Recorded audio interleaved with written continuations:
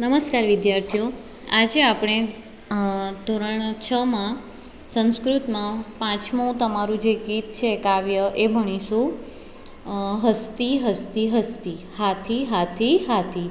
હવે જુઓ, હાથી તો આપણે બધાએ જોયું જ છે, બરાબર? ના જોયું હોય તમારા પાઠ્યપુસ્તકમાં ચિત્ર આપેલું જ છે ને? પણ હું જાણું છું કે તમે બધાએ જ હાથી જોયો છે. હવે જુઓ, અહીંયા હાથીનું એક સરસ મજાનું ગીત જનાર્દન હેગડે નામના જે કવિ છે એમણે રચ્યું છે અને ખૂબ જ સરસ ગીત છે, બરાબર? એકદમ મજા આવશે તમને, ગાવાની પણ મજા આવશે અને તૈયાર કરવાની પણ મજા આવશે. પછી એના શબ્દોના અર્થ પણ એકદમ ઇઝી છે, એનો અનુવાદ પણ ઇઝી છે, બરાબર? આ બધું જ હું તમને આજે શીખવાડીશ. હવે જુઓ, આ ગીતને કઈ રીતે ગવાય એ હું તમને શીખવાડું. જો આપણે ગાવાનું છે આવી રીતે, બરાબર? હસ્તી હસ્તી હસ્તી દિવ્યા દૈવી સૃષ્ટિ, હસ્તી હસ્તી હસ્તી દિવ્યા દૈવી સૃષ્ટિ, કદલી સદૃશી શુંઢા સ્તંભ સમાનઃ પાદાઃ, કદલી સદૃશી શુંઢા સ્તંભ સમાનઃ પાદાઃ, સુર્પાકારો કર્ણો ધવલો દીર્ઘો દંતો, સુર્પાકારો કર્ણો ધવલો દીર્ઘો દંતો, ઉદરમ ભાંડાકારમ ઉન્નત બૃહત શરીરમ, ઉદરમ ભાંડાકારમ ઉન્નત બૃહત શરીરમ, અલ્પમ તુચ્છમ પુચ્છમ અહો અહો વિચિત્રમ, અલ્પમ તુચ્છમ પુચ્છમ અહો અહો વિચિત્રમ, પર્વતસદૃશે ગાત્રે શર્ષપ સન્નિભ નેત્રે, પર્વતસદૃશે ગાત્રે શર્ષપ સન્નિભ નેત્રે, કથમતિ બલવાન એષ અંકુશમાત્રાદ ભીત, કથમતિ બલવાન એષ અંકુશમાત્રાદ ભીત, હસ્તી હસ્તી હસ્તી દિવ્યા દૈવી સૃષ્ટિ, હસ્તી હસ્તી હસ્તી દિવ્યા દૈવી સૃષ્ટિ, હસ્તી હસ્તી હસ્તી દિવ્યા દૈવી સૃષ્ટિ. જો આવી રીતે તમારે ગીત ગાવાનું છે અને એને તૈયાર કરવાનું છે. હવે આપણે એનું જે શબ્દોના અર્થ છે એ સમજીએ અને એનો અનુવાદ પણ જોતા જઈએ સાથે સાથે, બરાબર? હવે જુઓ, તમારું પાઠ્યપુસ્તક તમારી પાસે રાખજો. હું એક એક લીટીનો અનુવાદ કરું છું, તમે ધ્યાન આપશો ને એટલે તમને આવડી જ જશે. બિલકુલ ઇઝી છે, એકદમ સહેલું છે, બરાબર? જો શરૂઆત કરીએ. હસ્તી હસ્તી હસ્તી એટલે કે હાથી હાથી હાથી, હસ્તી એટલે હાથી, હાથી હાથી હાથી. જો પહેલી લીટી, હસ્તી હસ્તી હસ્તી હાથી હાથી હાથી દિવ્યા દૈવી સૃષ્ટિ, દિવ્યા દૈવી સૃષ્ટિ. દિવ્યા એટલે અદ્ભુત, દૈવી એટલે અલૌકિક, સૃષ્ટિ એટલે સર્જન, અદ્ભુત અને અલૌકિક સર્જન છે, બરાબર? હાથી જોયું છે ને કેટલું વિશાળકાય હોય, મોટું હોય, એને ખાવાનું પણ ઘણું બધું જોઈએ, એનું શરીર પણ એટલું વિશાળ છે, બરાબર? બહુ મોટું મોટું હોય છે હાથી. એટલે અહીંયા શું કહે છે કે તું અદ્ભુત અને અલૌકિક સર્જન છે. હસ્તી હસ્તી હસ્તી દિવ્યા દૈવી સૃષ્ટિ, હાથી હાથી હાથી એ અદ્ભુત અને અલૌકિક સર્જન છે. કદલી સદૃશી શુંઢા સ્તંભ સમાનઃ પાદાઃ, કદલી સદૃશી, કદલી એટલે કેળ, કદલી એટલે કેળ, જેના ઉપર કેળા લાગે ને એ કેળાનું જે નાનકડું છોડવું કે વૃક્ષ જેવું હોય છે એને શું કહેવાય?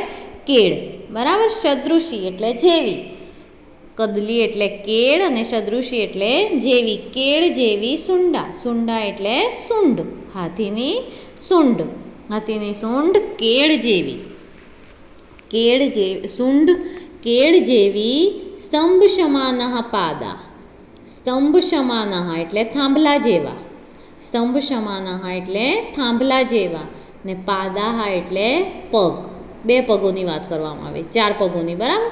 જો અહીંયા પગ એટલે એક પગ, ને પગ પાદહ એટલે એક પગ, અને પાદાહ એટલે પગો, બરાબર, એના પગ. એટલે શું કહે છે? ના પગો થાંભલા જેવા, પગો થાંભલા જેવા. પછી છે કદલી સદૃશી શુંઢા સ્તંભ સમાનઃ પાદા, સૂંઢ કેળ જેવી, પગો થાંભલા જેવા. સુર્પાકારો કર્ણો, સુર્પાકારો કર્ણ, સુર્પ એટલે સુપડાના, આકારો એટલે કે આકારના, સુપડાના આકારના કે સુપડા જેવા. દંતો, દંતો એટલે 2 દાંત, એના જે દંતસૂળ હોય છે તે, દંત એટલે દાંત, અને દંતો છે એટલે 2 દાંત, એના જે મોટા મોટા દાંત હોય ને, સફેદ જોયા છે ને, હાથીના 2 દાંતો એ બહુ મોટા હોય, લાંબા લાંબા. અહીંયા શું કહે છે કે 2 દંતસૂળ કેવા છે? ધવલો, ધવલો એટલે ધવલો એટલે ધોળા, અને દીર્ઘો એટલે લાંબા. ધવલો એટલે ધોળા, અને દીર્ઘો એટલે લાંબા. 2 દંતસૂળ ધોળા અને લાંબા છે, બરાબર. જો શું થશે પહેલાંથી જોઈએ. કદલી સદૃશી શુંઢા, સૂંઢ કેળ જેવી, સ્તંભ સમાનઃ પાદાહ, પગો થાંભલા જેવા. સુર્પાકારો કર્ણો, કાન સુપડાના આકારના, અને ધવલો દીર્ઘો દંતો, 2 દંતસૂળ ધોળા અને લાંબા છે. પછી જુઓ ઉદરમ ભાંડાકારમ, ઉદરમ એટલે પેટ, ઉદરમ એટલે પેટ, ભાંડાકારમ એટલે ઘડાના આકારનું, બરાબર. પેટ ઘડાના આકારનું, હાથીનું પેટ કેવું છે? ઘડાના આકારનું. ઉન્નત બૃહદ શરીરમ, ઉન્નત એટલે ઊંચું, ને બૃહદ એટલે વિશાળ. ઉન્નત એટલે ઊંચું, અને બૃહદ એટલે વિશાળ. શરીરમ, જુઓ કેવું શરીર છે? શરીર ઊંચું અને વિશાળ છે.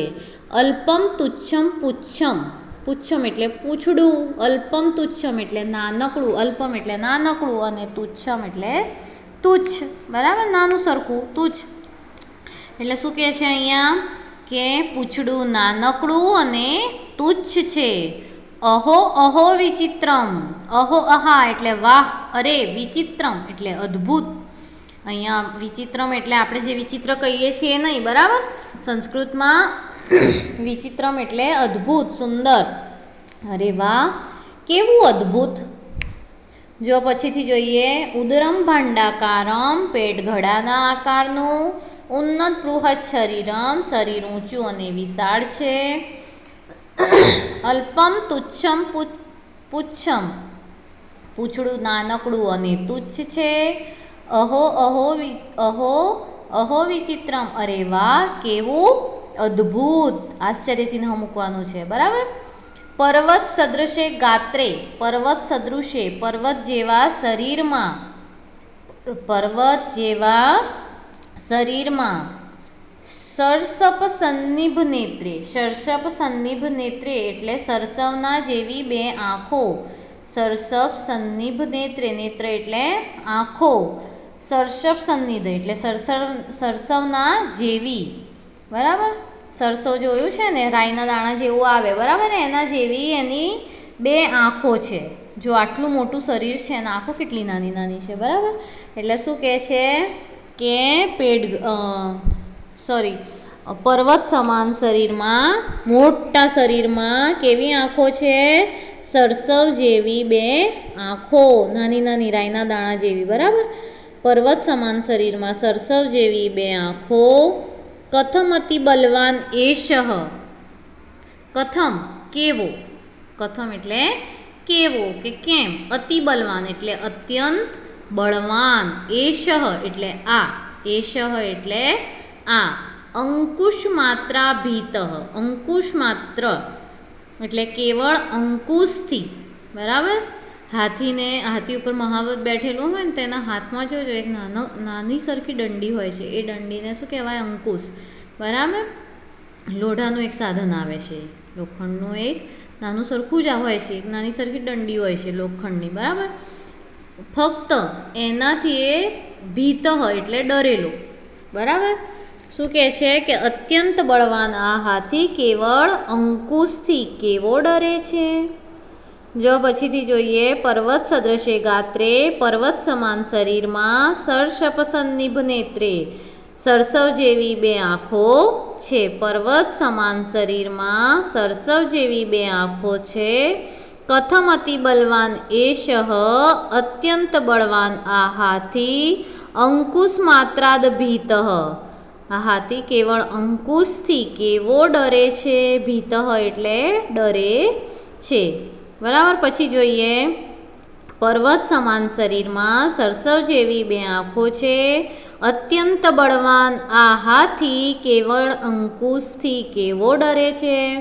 જો અહીંયા શું કહે છે કવિ કે હાથીનું શરીર બહુ મોટું હોય. આપણે જોયું જ છે બરાબર, કેટલો મોટો હોય હાથી, પણ એની એટલા મોટા શરીરમાં એની નાની નાની જ આંખો હોય, રાઈના દાણા જેવી. બરાબર. સરસવના દાણા જેવી નાની સરખી આંખો હોય અને ફક્ત અંકુશથી, પેલી મહાવત લોખંડની એક દંડી લઈને બેઠો હોય ને એનાથી આખો આટલો મોટો હાથી ડરી જાય છે. બરાબર. આટલા મોટા શરીરમાં 2-4 દંડી પડી જાય, માર પડે તો શું વાગવાનું છે, છતાં પણ એ ડરે છે. જોયું? કેવી સરસ મજાનું ગીત છે તમારું. પછી એક વખત અનુવાદ જોઈ લેવું છે. ચલો ફટાફટ એક વખત જોઈ લઈએ. હસતી હસતી હસતી હાથી હાથી હાથી દિવ્યા દૈવી સૃષ્ટિ, એ અદ્ભુત અને અલૌકિક સર્જન છે. કદલી સદૃશી શુંઢા, સૂંઢ કેળ જેવી, સ્તંભ સમાન પાદા, પગો થાંભલા જેવા, સુરપાકારો કર્ણો, કાન સુપડાના આકારના, ધવલો દીર્ઘો દંતો, 2 દંત સૂળ ધોળા અને લાંબા છે. ઉદરમ ભાંડાકારમ, પેટ ઘડાના આકારનું, ઉન્નત બૃહદ શરીરમ, શરીર ઊંચું અને વિશાળ છે. અલ્પમ તુચ્છમ પુચ્છમ, પૂંછડું નાનકડું અને તુચ્છ છે. અહો અહો વિચિત્રમ, અરે વાહ કેવું અદ્ભુત. પર્વત સદૃશે ગાત્રે, પર્વત સમાન શરીરમાં, સરસપ સન્નિભ નેત્રે, સરસવ જેવી બે આંખો. કથમ અતિ બલવાન એષઃ, અંકુશ માત્ર ભીત, અત્યંત બળવાન આ હાથી કેવળ અંકુશથી કેવો ડરે છે. બરાબર. હવે જો આશા રાખું છું કે તમને શબ્દોના અર્થ અને અનુવાદમાં સમજ પડી ગઈ હશે. એ તમારે તૈયાર કરવાનું છે. બરાબર. હું તમને PDF કરીને મોકલાવીશ, એમાં જોઈને પણ તમે તૈયાર કરી શકો છો. જો પછી એનું સ્વાધ્યાય તમારે જાતે લખવાનું છે. સ્વાધ્યાયની હું સમજ આપી દઉં છું. જો અહીંયા પહેલો પ્રશ્ન છે કે નીચેના શબ્દોનું મોટેથી ઉચ્ચારણ કરો. હવે આ શબ્દો તમારે લખવાના નથી, ફક્ત બોલવાના છે. દૈવી સૃષ્ટિ, કદલી સદૃશી, શુંઢા, સ્તંભ સમાનાહ, સુરપાકારો કર્ણો, ભાંડાકારમ, ઉન્નત બૃહદ શરીરમ, પુચ્છમ, પર્વત સદૃશે અંકુશ માત્રાદ. હવે જુઓ, પ્રશ્ન નંબર 2 છે કે હાથીના વિવિધ ભાગોના નામ ચિત્રમાં જોઈ આપેલા કોઠામાં લખો. ચોપડીમાં ને ચોપડીમાં તમારે લખવાના છે. બરાબર. કારણ કે ક્યાં નોટબુકમાં તમે હાથી દોરશો, એટલે આ પ્રશ્ન નંબર જે 2 છે એ પણ તમારે ચોપડીમાં જ કરવાનું છે. જો અને હોય ચિત્ર ને જો દોરતા આવડતું હોય ને એવી રીતે જો લખતા હો તો બહુ સારું, નોટબુકમાં લખો તો પણ. અને ના ફાવે તો સીધા ચોપડીમાં લખી નાખજો. બરાબર. હાથીના વિવિધ ભાગોના નામ ચિત્રમાં જોઈ આપેલા કોઠામાં લખો. જો એક તીર છે, અલગ અલગ એની આંખ પર છે, કાન પર છે. બરાબર. એના દાંત પર છે, સૂંઢ પર છે, એના પગો પર છે. એટલે તમારે લખવાનું. બરાબર. કાન પર હોય શું લખશો? કર્ણ. બરાબર. નાક સૂંઢ પર હશે તો સુંડા, દાંત પર હોય તો દંતા, ને આંખ પર હશે તો શું થશે? એના નેત્ર. બરાબર. એવી રીતે તમારે જાતે લખવાનું છે. હવે જુઓ, પ્રશ્ન નંબર 3 જોઈએ આપણે. કાવ્ય પંક્તિઓ સુવાચ્ય અક્ષરોમાં લખો. હવે જેવી ને જેવી છે, હસતી હસતી હસતી, એવી તમારે લખવાનું છે. એકદમ સારા અક્ષરે તમારી નોટબુકમાં લખશો તો પણ ચાલશે, ને ચોપડીમાં લખશો તો પણ ચાલશે. બરાબર. પાઠ્યપુસ્તકમાં લખી નાખજો, સામે જગ્યા આપેલી જ છે. એટલે અનુલેખન કરવાનું છે, સુવાચ્ય અક્ષરે તમારે લખવાનું છે. અને યોગ્ય જોડકા જોડો એ પણ તમે ચોપડીમાં જ કરી નાખજો, બરાબર. ચોપડીમાં છે એટલે ચોપડીમાં જ કરી નાખવાનું છે. જો અહીંયા પહેલું જ છે ગાત્રે, બરાબર. તો શું આવશે? પર્વત સદૃશે ગાત્રે, બરાબર. દંતો, એના દાંત કેવા છે? દીર્ઘો, લંબા છે, મોટા, બરાબર. શુંડા, શુંડા કેવી છે એની? એની હાથીની સૂંઢ, સૂંઢ કેવી છે? કદલી સદૃશી, કેળ જેવી, બરાબર. ઉદરમ, ઉદરમ એટલે પેટ, કેવું છે? ભાંડાકારમ, બરાબર. ભાંડાકારમ ઉદરમ. તમારે જોડકા જોડવાના છે. ને કર્ણો, તો કર્ણોમાં સુરપાકારો કર્ણો, બરાબર. એવી જ રીતે ચિત્રો સામે આપેલા ખાનામાં તેના સંસ્કૃત નામ લખો, બરાબર. સામે તમારે સંસ્કૃત નામ લખવાનું છે. જો અહીંયા કેળ આપેલી છે, કેળને સંસ્કૃતમાં શું કહેવાશે? હમણાં શીખવાડ્યું છે મેં તમને. શું કહેવાશે? કદલી, બરાબર. સુપડાને શૂર્પઃ, પછી થાંભલાને સ્તંભ અને ઘડાને ભાંડ અથવા કુંભ, બરાબર. અહીંયા આપણે ભાંડ આપેલું છે તો ભાંડ લખજો, કુંભ લખો તો પણ ચાલશે, બરાબર. હવે જો આવી રીતે તમારે સ્વાધ્યાય ચોપડીમાં ને ચોપડીમાં કરવાનું છે અને એના અનુવાદ અને શબ્દોની PDF કરીને હું મોકલાવું છું. એ તમારે તમારી નોટબુકમાં લખવાની છે અને ભાષાંતર અને શબ્દોના અર્થ તૈયાર કરવાના છે અને ગીત પણ આખું તમારે તૈયાર કરવાનું છે. આશા રાખું છું કે તમને સમજ પડી ગઈ હશે. અસ્તુ.